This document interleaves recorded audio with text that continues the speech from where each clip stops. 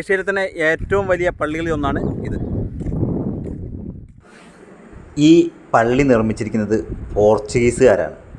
നല്ല മനോഹരമായ ഒരു പള്ളിയാണിത്.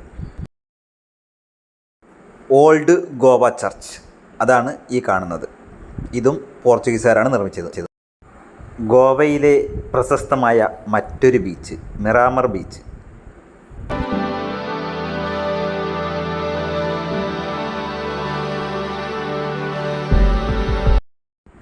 ഗോവയിലെ ഞങ്ങളുടെ അടുത്ത യാത്ര ആരംഭിച്ചിരിക്കുകയാണ്. എപ്പിസോഡ് 6. ഇതിൽ നമ്മൾ ഒരുപാട് കാഴ്ചകൾ നിങ്ങളുടെ മുന്നിലോട്ട് എത്തിക്കുന്നുണ്ട്. മിറാമർ ബീച്ചിലോട്ടാണ് ഇപ്പോൾ നമ്മൾ പോയിക്കൊണ്ടിരിക്കുന്നത്.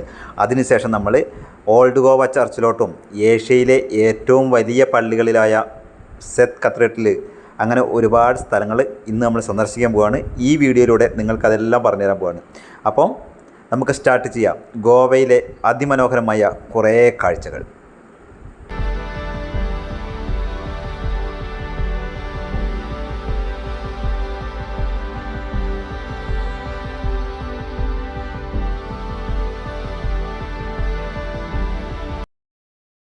ഇപ്പോൾ നമ്മൾ എത്തിയിരിക്കുന്നത് മിറാമർ ബീച്ചിലോട്ടാണ്.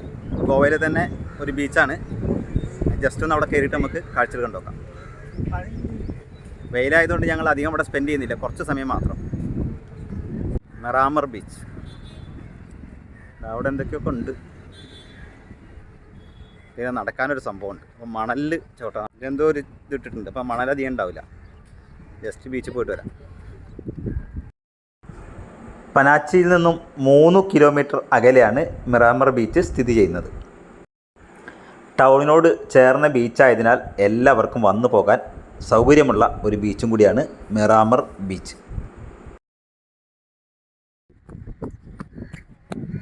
നമ്മുടെ കൂടെ കുറേ ആൾക്കാർ വരുന്നുണ്ട്. അവിടെ ഗോവയിലെ സാധാരണ ബീച്ചുകൾ പോലെ തന്നെ ഇവിടെയും കുറേ വാട്ടർ ഗെയിമുകളൊക്കെ ഉള്ള സ്ഥലം തന്നെ കേട്ടോ.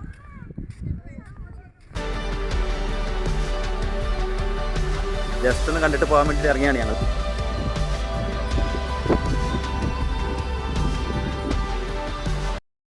നമുക്ക് ഈ ബീച്ചിൽ നിന്നൊക്കെ നോക്കിക്കഴിഞ്ഞാൽ അങ്ങ് ദൂരെ കപ്പലുകളൊക്കെ നങ്കൂരം വിട്ടതൊക്കെ കാണാൻ കഴിയും. ഇന്നലെ നമ്മൾ ഡോൾഫിൻ പോയിന്റിൽ പോയത് ഇതാ ഈ ബീച്ചിൽ തന്നെ കേട്ടോ. ബീച്ചിൽ വെച്ചാൽ ഇവിടെയല്ല, വേറെ സ്ഥലം മാത്രം. നമ്മളത് ആ ദൂരെ കാണുന്ന ഇവിടെയൊക്കെ പോയിരുന്നു. സെൻട്രൽ ജയിൽ, അതിൻ്റെ അടുത്തൂടെയൊക്കെ നമ്മൾ പോയിരുന്നു. അടുത്തതാണ് ഡോൾഫിൻ പോയിന്റിലോട്ട് പോയത്. അവിടെയാണ് സെൻട്രൽ ജയിലുള്ളത്. അതിൻ്റെ മുകളിലാണ് അഗോഡ ഫോർട്ട് ഉള്ളത്. ഇന്നലെ നമ്മൾ പോയ സ്ഥലമാണോ അത്? അതുണ്ടോ സെൻട്രൽ ഇതുണ്ടോ? നമ്മൾ പോയത് അവിടെ നിന്നാണ്. ഇത് നമ്മുടെ സിഗ്മേഷൻ്റെ മോനാണേ, രുദ്രാഷ്. അതാണ്. ഞങ്ങളധികം നേരം വെള്ളത്തിലൊന്നും കളിക്കുന്നില്ല. നമ്മുടെ ഒരു പ്രാവ്.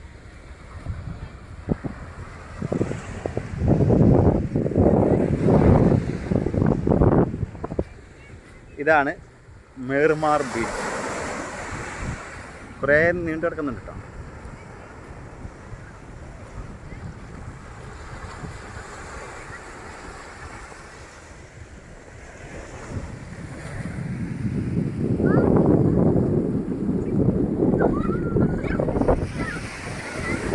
നിങ്ങൾക്ക് ഇവിടെ നോക്കിക്കഴിഞ്ഞാൽ ഇന്നലെ നമ്മൾ വന്ന സ്ഥലത്തിൻ്റെ ഏതെങ്കിലും ഓർമ്മ കിട്ടുന്നുണ്ടോ?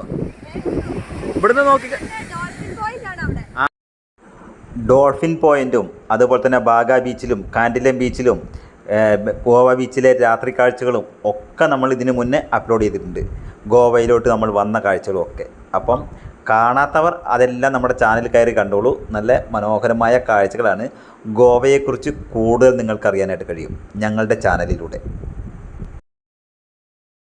അങ്ങനെ ബീച്ചിൽ നിന്ന് കുറച്ച് വീഡിയോസും ഫോട്ടോസൊക്കെ എടുത്തു. ഞങ്ങൾ വീണ്ടും അടുത്ത സ്ഥലത്തേക്കുള്ള യാത്രയാണ്. മിറാമർ ബീച്ചിലെ കാഴ്ചകളാണ് നമ്മൾ ഇപ്പം ഇതുവരെ കണ്ടത്. ഇവിടെ വലിയ നീണ്ടു കിടക്കുന്ന ബീച്ചുകളാണ്. ഇതിലൂടെ ദൂരെ കപ്പലുകൾ കാണാം, അതേപോലെ ബോട്ടുകൾ പോകണമൊക്കെ കാണാം.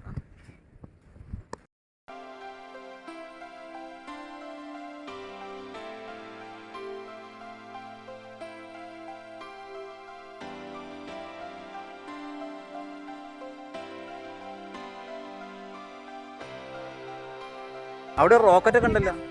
എന്താ റോക്കറ്റ് വിഷയം? അതില്ല, മുകളിലുള്ള സ്ലൈഡാ. കാരാടി ഭാഗത്ത് പോകണ്ടല്ലോ. അതിൻ്റെ ഉള്ളിൽ ഒന്നും ഇല്ല. ആ ഒരു തൊപ്പിയൊക്കെ ഉണ്ടല്ലോ, സിക്കുനും തൊപ്പി ഉണ്ടല്ലോ. നമുക്ക് തൊപ്പിയില്ല അല്ലേ? ആ ചില്ലറ കളിയൊന്നും ഇല്ലല്ലേ? ഒരു ബോട്ട് പോകണോ കയ്യിൽ?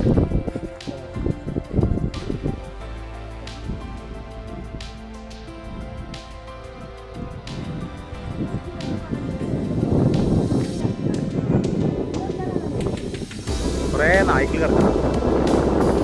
നിങ്ങളവിടെ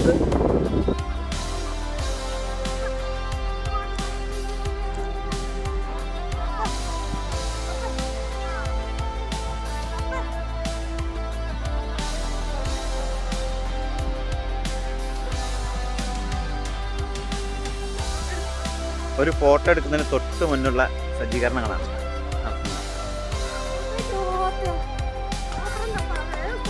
ഇനി ഞങ്ങളൊരു ഫോട്ടോ എടുത്തേ കേട്ടോ. ഫോട്ടോ എടുക്കാനുള്ള തയ്യാറെടുപ്പിലാണ്. മിറാമർ ബീച്ചിനോട് ചേർന്ന് ഈ പൈൻ മരങ്ങളുടെ ചോട്ടിൽ നമുക്ക് വീഡിയോ എടുക്കാനും ഫോട്ടോ എടുക്കാനും പറ്റിയ അടിപൊളി ഒരു വൈബ് സ്ഥലം കേട്ടോ. ഞങ്ങൾ കുറേ ഫോട്ടോസും വീഡിയോസൊക്കെ ഇവിടെ നിന്ന് എടുത്തു. ഇതുണ്ടോ ഇവിടുത്തെ ഈ കാഴ്ചകൾ എന്ന് വെച്ചാൽ നമ്മൾ ഈ വീഡിയോയിൽ കാണുന്ന പോലെയല്ല, നേരിട്ട് കാണുമ്പം വേറൊരു വൈബാണ്, വേറൊരു കിടിലൻ സ്ഥലമാണ്. അതുപോലെ തന്നെ ഫോട്ടോയ്ക്കും വീഡിയോയ്ക്കൊക്കെ പറ്റിയ ഒരു കിടിലൻ ലൊക്കേഷൻ കൂടിയാണ്. ഒരുപാട് ഇഷ്ടമായി മിറാമർ ബീച്ച്. ഗോവയിലെ സൗത്ത് ഗോവയോട് ചേർന്ന്, അതായത് പനാച്ചിയോട് ചേർന്നാണ് ഈ മിറാമർ ബീച്ച് സ്ഥിതി ചെയ്യുന്നത്. അപ്പോൾ മിറാമർ ബീച്ചിലെ കാഴ്ചകളും വിശേഷങ്ങളൊക്കെ കഴിഞ്ഞ് ഇനി നമ്മൾ അടുത്തൊരു സ്ഥലത്തേക്ക് പോവാണ്. ഇവിടെ ഒരു ഓൾഡ് ഗോവ ചർച്ച് ഉണ്ട്. അപ്പോൾ അവിടേക്കാണ് നമ്മുടെ അടുത്ത യാത്ര. വീഡിയോ കണ്ടുകൊണ്ടിരിക്കുമ്പോൾ ഒരു ലൈക്ക് അടിക്കാൻ മറക്കണ്ട. അതുപോലെ തന്നെ വേണ്ടപ്പെട്ടവർക്ക് ഒന്ന് ഷെയർ ചെയ്ത് കൊടുത്തോളൂ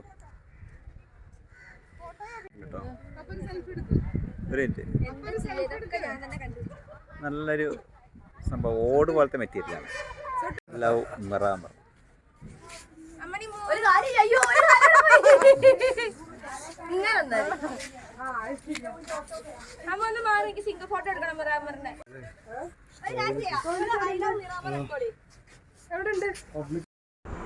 നമ്മുടെ ഗോവ യാത്ര തുടർന്നുകൊണ്ടേയിരിക്കുന്നു. ഓൾഡ് ഗോവ ചർച്ചിലോട്ട്, സൗത്ത് ഗോവയിലെ കാഴ്ചകൾ. ഗോവയിലെ മനോഹരമായ കാഴ്ചകളാണ്.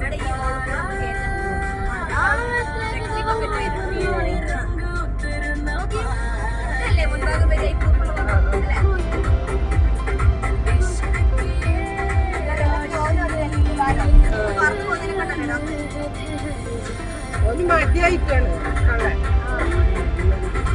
അല്ലേ? തൊപ്പിടാൻ മടിയായിട്ടല്ലേ?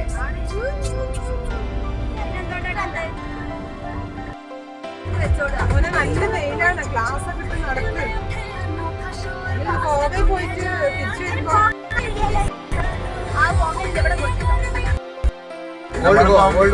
ഗോവയിൽ വന്നത് ഏപ്രിൽ മാസത്തിലാണ്.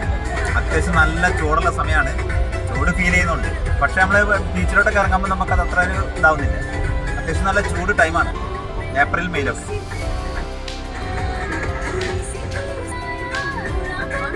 നിന്റെ കപ്പ് എടുത്തോ? അവിടുന്ന് കപ്പെടുത്തിയിരുന്നു.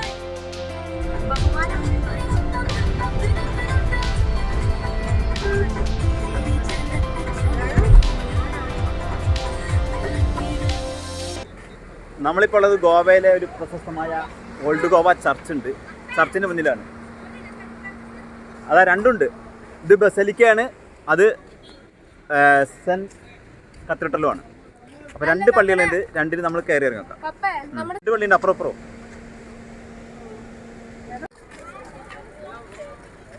വീഡിയോ ഒന്നും പാടില്ല. ബസിലിക്ക ഓഫ് ബോം ജീസസ്, അതാണ് ഈ പള്ളിയുടെ ശരിക്കുള്ള പേര്.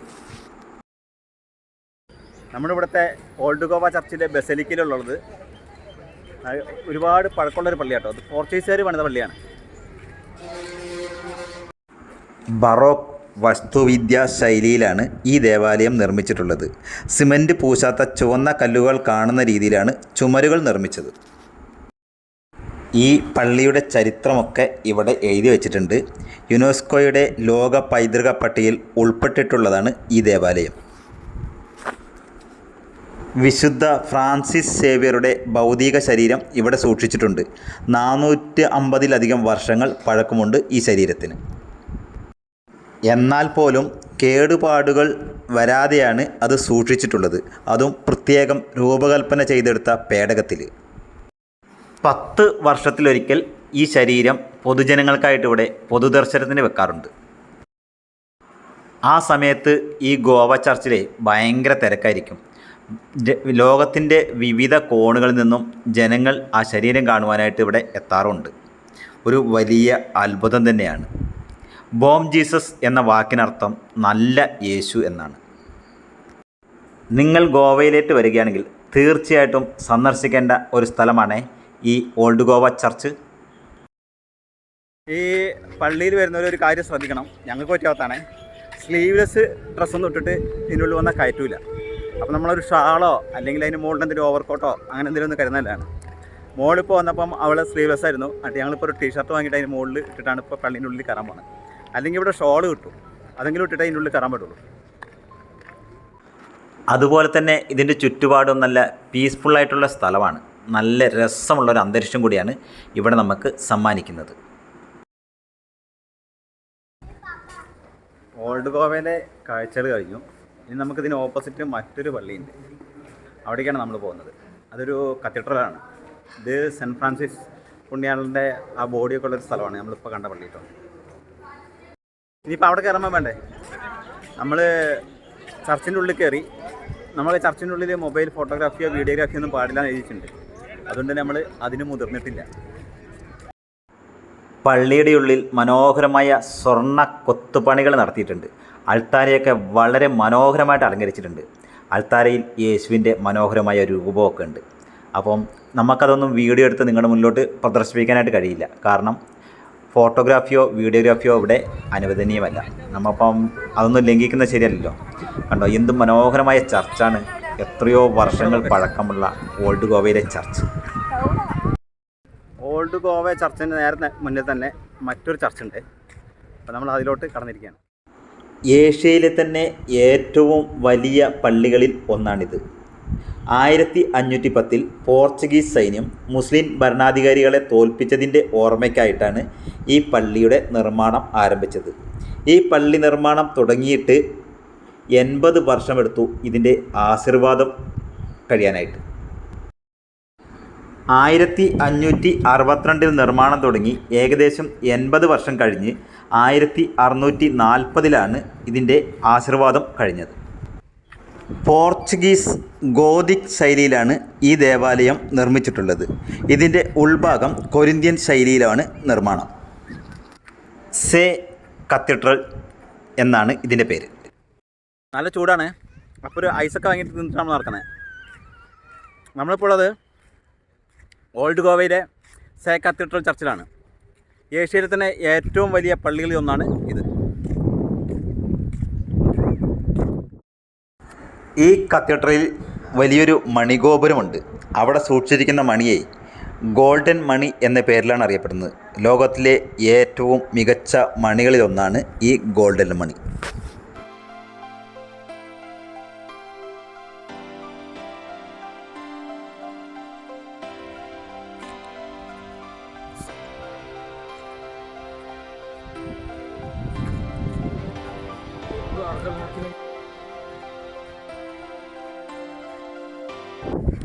ഈ ദേവാലയത്തിൽ പ്രധാന അൾത്താര കൂടാതെ ചെറിയ ചാപ്പലുകൾ കുറേയുണ്ട്. വലതുവശത്തായിട്ടാണ് മിറാക്കിൾ ക്രോസ് സ്ഥിതി ചെയ്യുന്നത്. പള്ളിയുടെ മുന്നിൽ മനോഹരമായ ഒരു കൊച്ചു പൂന്തോട്ടവും അതിലൊരു നല്ലൊരു സ്റ്റാച്യു ഉണ്ട്. അപ്പോൾ നമുക്കിവിടെ വരുമ്പം അതിനുള്ളിൽ കയറിയിരിക്കാനും ആ ഭംഗി ആസ്വദിക്കാനായിട്ടൊക്കെ കഴിയും. ഞാൻ ജസ്റ്റ് അതിൻ്റെ ഉള്ളിലൊക്കെ ഒന്ന് പോയി കുറച്ച് ഫോട്ടോസ് വീഡിയോസൊക്കെ എടുത്തു. നല്ല മനോഹരമായ അന്തരീക്ഷവും അതുപോലെ തന്നെ മനോഹരമായ കാഴ്ചകളും. അതാണ് ഈ പള്ളിയുടെ ഏറ്റവും വലിയ പ്രത്യേകത.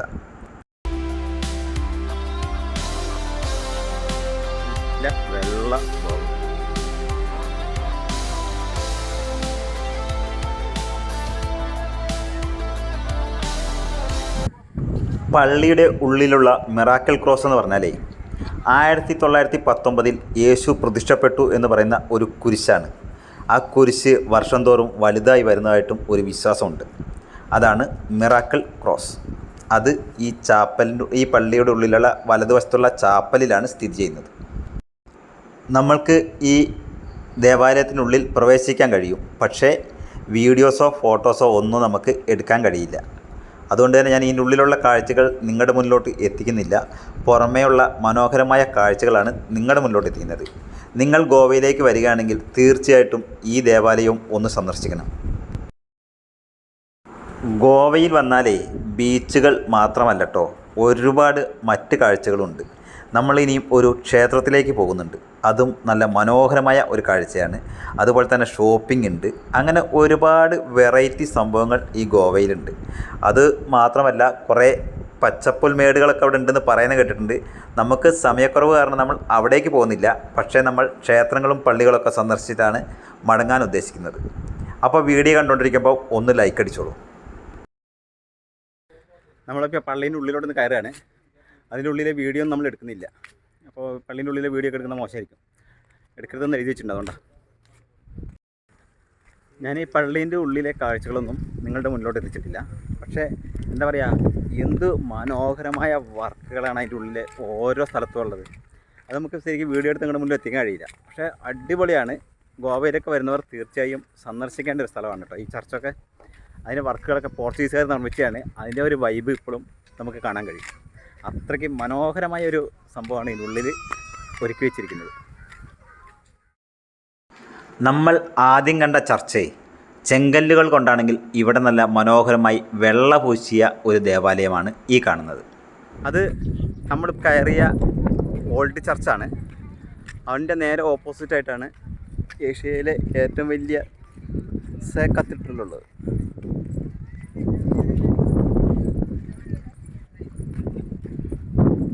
രണ്ടും അടുത്തടുത്താണ്. അവിടെ വരുന്നവർക്ക് രണ്ടും കാണാം. നമ്മളിപ്പം പള്ളികളിലെ കാഴ്ചകളൊക്കെ കഴിഞ്ഞു. നമ്മൾ ഫുഡ് കഴിച്ചിട്ട് അടുത്ത സ്ഥലത്തേക്കുള്ള യാത്രയിലാണ്. ഇപ്പോൾ സമയം ഏകദേശം ഒരു 1:30 ആയിട്ടോ. ഗോവയിൽ നട്ടുച്ച വെയിലത്തുള്ള യാത്രകളാണ് നമ്മൾ നിങ്ങളായിട്ട് പങ്കുവയ്ക്കുന്നത്. ഗോവയിലെ കാഴ്ചകൾ കണ്ടുകൊണ്ടിരിക്കുമ്പോൾ ഒന്ന് ലൈക്ക് അടിക്കാൻ മറക്കണ്ട. ചാനൽ സബ്സ്ക്രൈബ് ചെയ്തില്ലെന്ന് സബ്സ്ക്രൈബ് ചെയ്തിട്ടു. ഗോവയിൽ തേരപ്പാര മനോഹരമായ കാഴ്ചകൾ കണ്ടുകൊണ്ട് ഞങ്ങൾ ഓൾഡ് ഗോവയിലാണ്. ഓൾഡ് ഗോവയിലൂടെ തേരപ്പാര നടക്കുകയാണ്. ഇപ്പോൾ വാഹനത്തിലാണ്. അടുത്ത എപ്പിസോഡിനായിട്ട് കാത്തിരിക്കുക. Bye bye.